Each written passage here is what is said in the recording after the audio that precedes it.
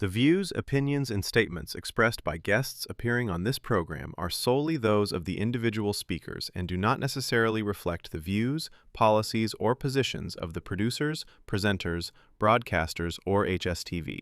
Viewer discretion is advised. In Zimbabwe's gold-rich Mutoko district, a silent crisis is reshaping lives. Villagers say mining is destroying their land, poisoning their water, and erasing generations of farming tradition. Isu tuzviza kuti ita ari mumugomo mukomana wangu dzimba dzirapo idzo saka tiri kuda toganhura naye isusu kwedu kusaidhi wei anotorawo kuno isu tikuendawo saidhi rekuku tikafunga kuti ichokwadi kunoti gare mazuva mashoma shoma vanhu vanga vachishanda imomo vakaita kudzingirisira kunga mheno nembwa vanhu vatobuda havo pavagara izvozvi pari kupfuchira pavo panotowa nematombo masvina anomariyo pa ndo paitosanda vanhu kwese kuda sati akukwira pa ivavava ndo paishanda vanhu papera kupfuchira kuno vanhu vachashande uku kunonzi kukunyuka mhena ari kukunyuka anotobvumira kuti uyai mutore zvimatombo zvimwende kogaisa saka vanhu kuku vari kurarama neizvozvo kunoka ukandoona ukaribata wautosungwa iye anomuziva urumba makanga asungwa achinzi uri kushandire pamba pacho panonga mugodi kaishanda ipapo vanzi kushandire ipapo vatosunga atomboenda mumapurisa akaza kuti wana tsano wacho va ezvimba mumasofa ake azeremo huku dzake dzazara pano akandouya kwesiyawo pano mbudzi ndo dzasara iko kamheno kana mvura yekumwa chai hausi kupa vanhu bavo mvura watopa kuna machaina ari kumberi uko ndiye ari kutopa vanhu mvura iya.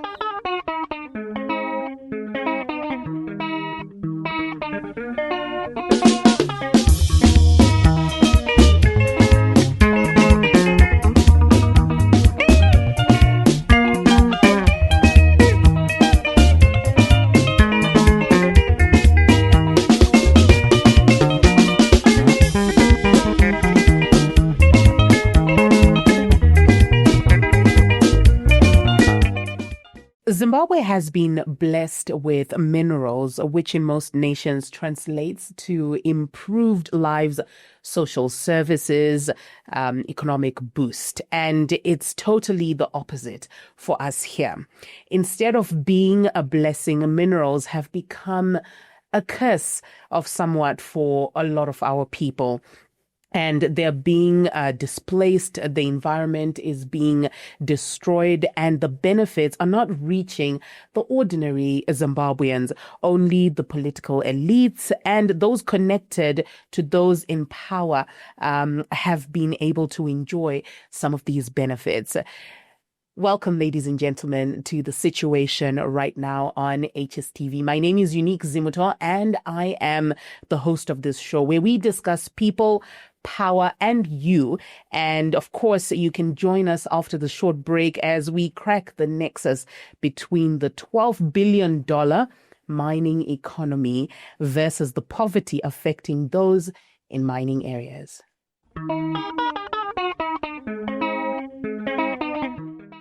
Welcome back to The Situation right now. Please don't forget to subscribe and like on our channels and support our public interest journalism and the work that we do. Take time to subscribe. So on this episode, we want to take you to Mutoko in Makaha, where an investigative journalist, Linda Mujuru, reports in her investigations, supported by IDT. And we show that the villagers in rural Mutoko, Mashonaland East Province are bearing the cost of the gold mining rush as they face frequent displacements, loss of farmland, and acute environmental degradation. They accuse several companies, among them one they allege is owned by a senior government official, of robbing them of their livelihoods, and the pangs of climate change sink deeper into their communities. They remain poor and are losing their own source of survival, farming to enterprises that don't benefit them at all, while government folds its hands. Where will they get their protection? Let's hear some of their voices. Payakauya taifunga kuti ikambani yakanaka tisingazivi kuita ubawo tashungurudzwa kwenguva yakareba kubva 2019 kusvika pari zvino aiziva akaita nemusokoma kuti panokiremo pane mari ndopaakatanga kundishungurudza kubva 23 iri kutaura newana ino achindishungurudza. Tichimborara musango, achimboya nepfuti usiku. Ndichitiza. Gare mazuva ashoma shoma vanhu vanga vachishanda imomo vakaita kudzingirisa kunga mheno nembwa nembwa. Vanhu varobuda havo kwavagara. Tichema kuti nzvimbo dzatakakurira tiri tichisvika tichiita vana vedu timo takudzingwa nevanhu vakubva kuhurumende vachitobva vakatombodzakupada votomboziva kuti paizva. So to join us for this conversation, I have with me Farai Magu, who's the director for Center for Natural Resource Governance, and Linda Mujuru, who's, of course, our investigative journalist. Linda, I'll start off with you. May you give us a breakdown of this investigative piece? Thank you so much, Unique. The story was based in Makaha and Banze areas in Mutoko, which are both areas located in Mashonaland East Province, for those who are familiar with that area. Right. So I traveled to that area to investigate what is happening in terms of mining activities. Right. And what I saw there was really shocking. Land degradation, farming practices no longer being followed, and mountains disappearing. And a lot of villagers complaining about how the farming was taking place. You know, people have been living in their areas for a long time, generations and generations, and their land is being taken away for purposes of farming without compensation, right, with no uniformity in terms of compensation, and with people losing their farmland in an area where 90% of the population depends on farming. That's interesting. And, you know, when we're looking at your investigative piece, we look at these farmers actually sharing some of their grievances and the challenges that they've been facing. To Farai, let's look at some of the rights of farmers over the rights of miners. If we look at how, you know, the law has possibly made politicians much richer and made people in the mining environments poorer, what does that mean? Thank you, Unique. So when you look at the rights of farmers or people living in communal lands, I think they're spelled out in the 1961 Mines and Minerals Act, right, which is the parent law when it comes to mining. And Section 31, subsection C and D, they clearly spell out areas that are not open to prospecting. And those areas include surveyed areas of a township, right, or a town, or a city, or a village. No one is allowed to prospect 450 meters close to a principal homestead. So all these mining activities where people get into a village and they start digging and seeking minerals, it's purely criminal. It is violating the rights of the villagers. But the real problem here is governance, where there is a minister who must oversee, implementation of this act. Where's the minister? Right. Who is giving these people permits to go and mine there? Then you also look at the Environmental Management Act. Section 97 is very clear that when you want to do a mining project, you carry out environmental impact assessment. It is meant to be very participatory and to allow those to be affected by your project to have a say.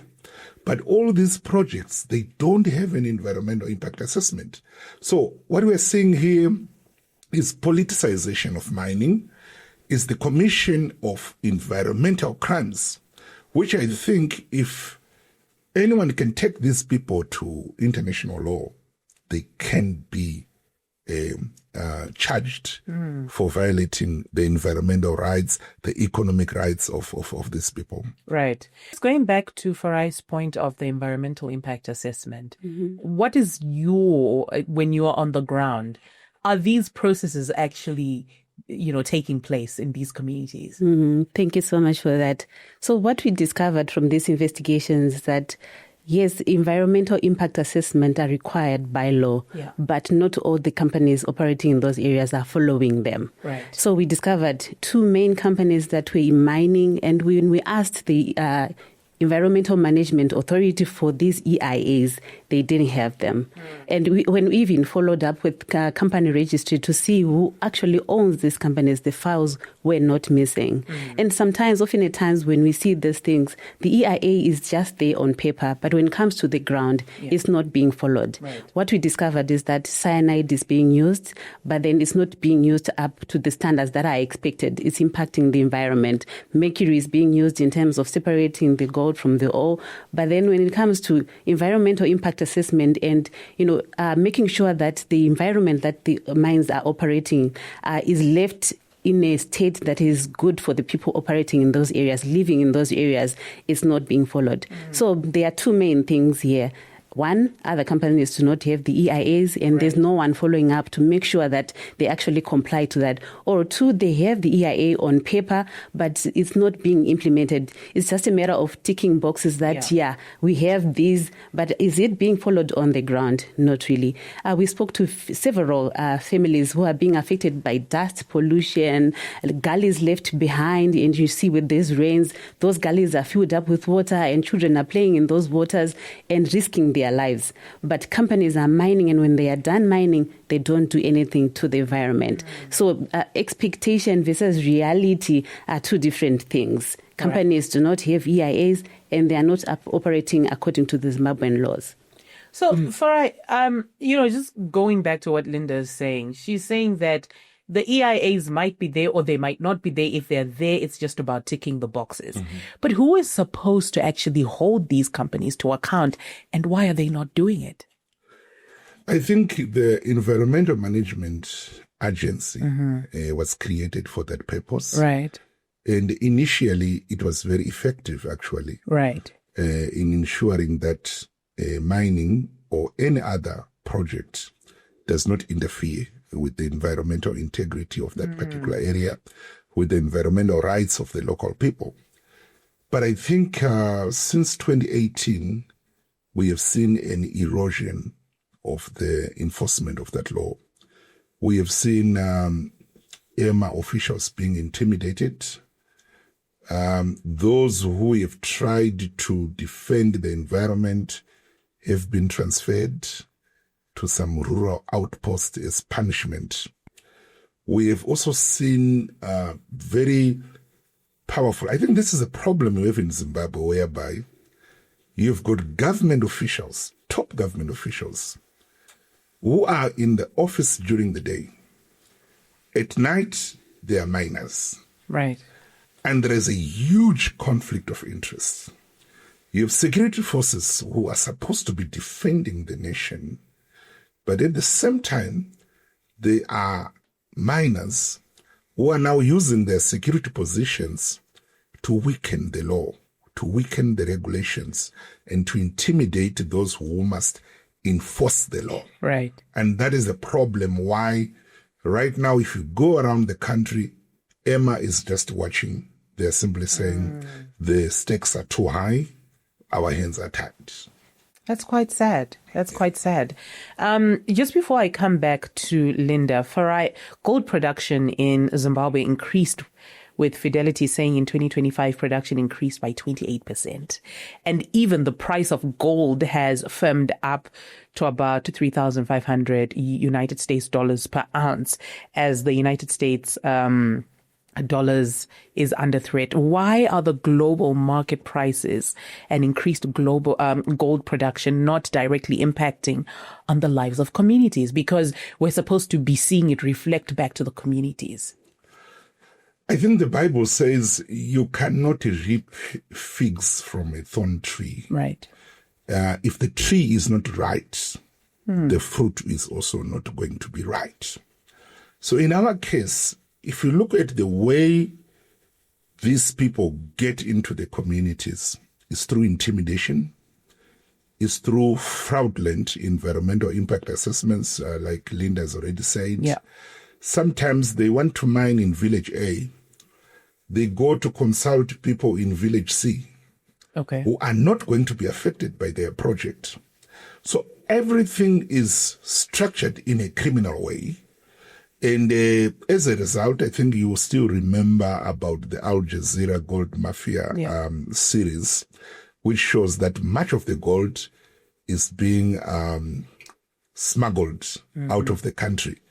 And that is exactly why the communities are not benefiting. Because for people to benefit, the first thing is when you come, we sit down, you tell us, this is what I want to do. We also ask you, what is in it for us? What are you going to, how is it going to affect our health? How is it going to improve our livelihoods? How is it going to improve our infrastructure? How is it going to improve our education? But if everything is forced down the throat of communities, then you can tell that whatever outcomes will benefit the individuals involved, but not those who are carrying the burden of the mining itself. All right. Well, after the short break, we'll continue this conversation on the situation right now as we come back to Linda as the investigative journalist for her to give us examples of some of the stories that she found.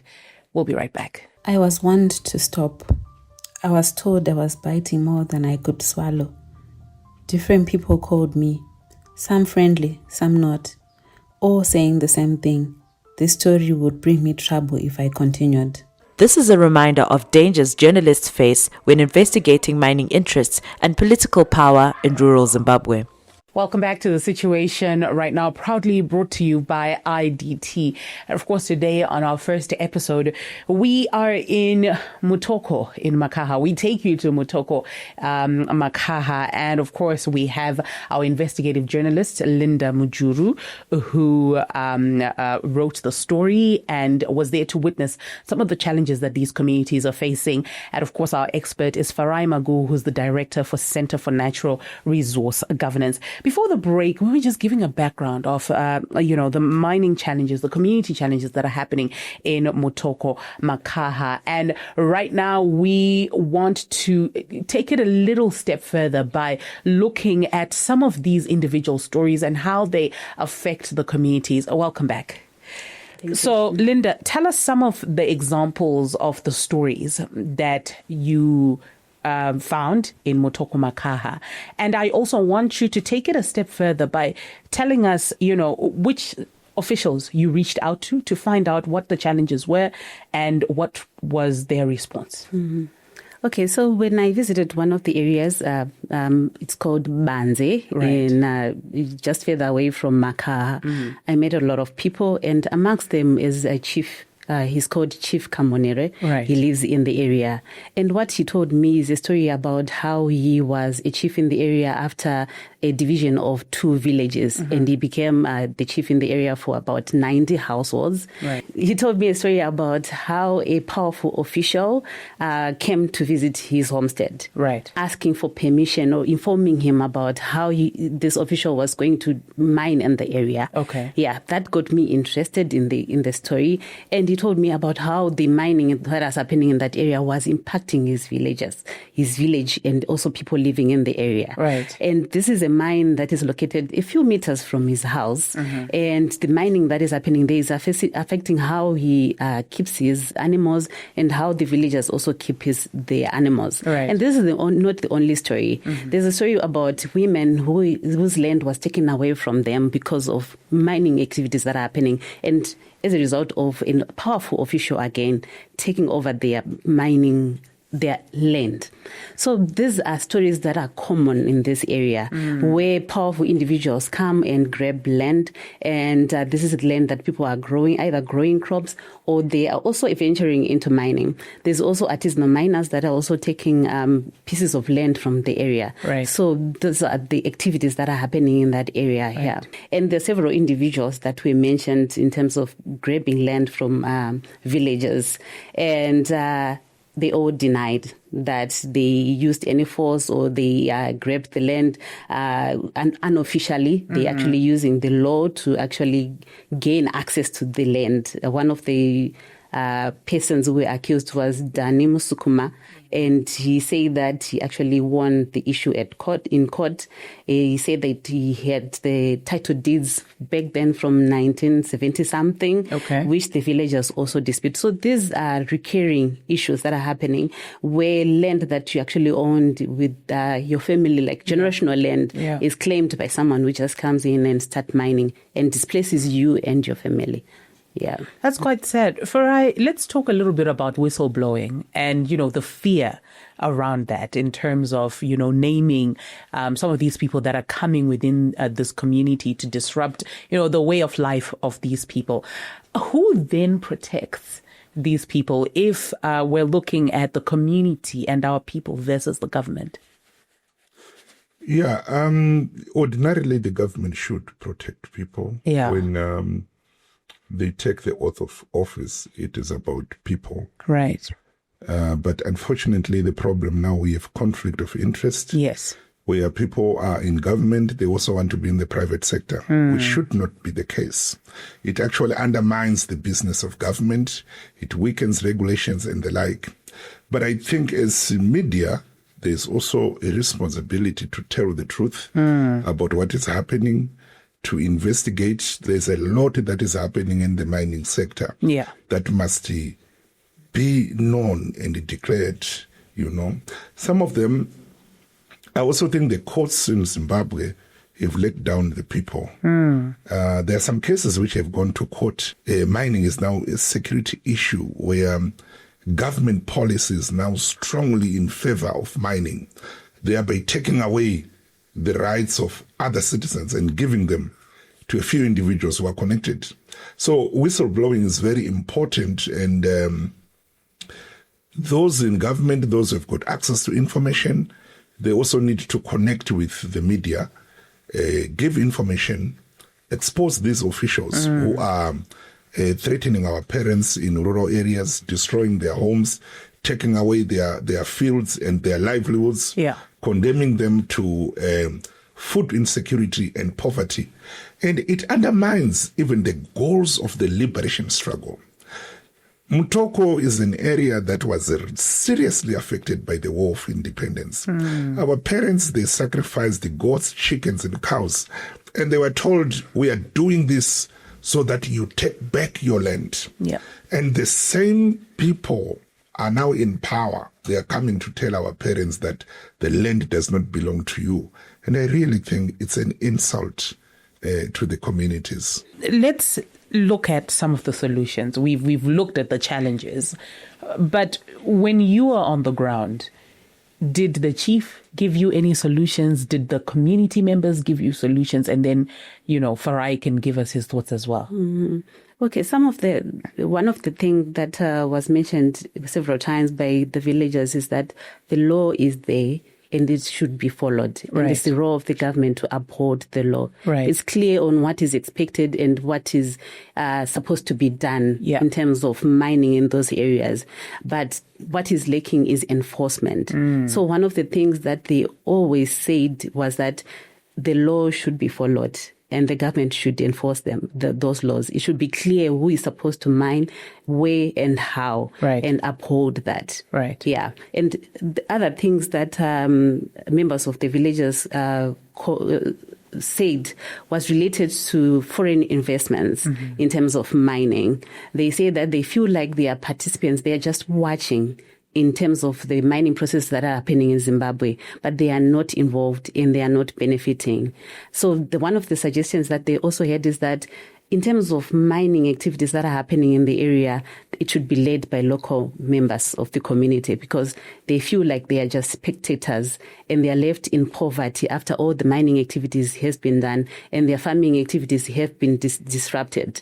So they want to be involved in mining activities. They mentioned the involvement of the Chinese, several foreign companies that are mining in the area, but the only thing that local villages are benefiting is small jobs that they do not really get well paid for. Right. So they want to be involved in the nitty-gritties of the mining activities so that they develop their own communities, have jobs for their family members, and also develop their communities. Right. Farai, what are your thoughts? Yeah, I think that the first point of call is the courts, because we have got a law that we believe is being violated. So I think there's need for the people to seek recourse from the courts. But as we all know, sometimes the courts have made very atrocious rulings on this matter. Also, the people we're talking about are villagers who do not have resources to get a lawyer to go to court. The other place they can go to is Parliament and petition Parliament. But again, as we all know, most of the parliamentarians who are sitting in that august house are also guilty of the issues that we're talking about. They are also in partnerships with the Chinese. They are committing serious violations like what's happening in Penalonga there. It's a member of parliament who is behind that destructive project. So we petitioned parliament at one time and we were told that the petition disappeared in parliament. They could not find it. And obviously when you have got parliamentarians who are responsible for these crimes and they are sitting in the committee on mines, then obviously those petitions may not see the light of day. So that leaves us with the third option, which is resistance. The people themselves must organize themselves. We are receiving so many complaints around the country that these people are digging in my field. They are threatening us to leave. Zimbabwe belongs to all of us. So I think if anyone comes and parachutes themselves into a village, start destructive projects, the people have got a constitutional right to organize themselves and resist. And then we want to see that politician who is going to stand up and say, these people must not resist, they must just agree to being displaced, to having their lands being taken up, to have their rivers being polluted or destroyed like we are seeing with Mazoe Dam. I don't think there is any politician who can stand up with a straight face and defend what Linda covered in Mtoko. So what is missing is the community voice. The people must organize and defend their interests. Well, thank you so much for joining us on The Situation Right Now. We had with us Farai Magu, who's the director of a Center for Natural Resource Governance, and he was our expert. And of course, Linda Mujuru, who's our investigative journalist who was in Mutoko, in Makaha, who went to cover a story of the challenges that the people of Makaha village are facing. And of course, looking at the gold mining rush, facing frequent displacements, loss of farmland, and acute environmental degradation. Remember, this program was proudly brought to you by IDT, and we'll be focusing on some of the environmental challenges that we're facing in our country due to some of these mining challenges. Thank you so much for joining us, and thank you, of course, to our guests, and we'll see you next time.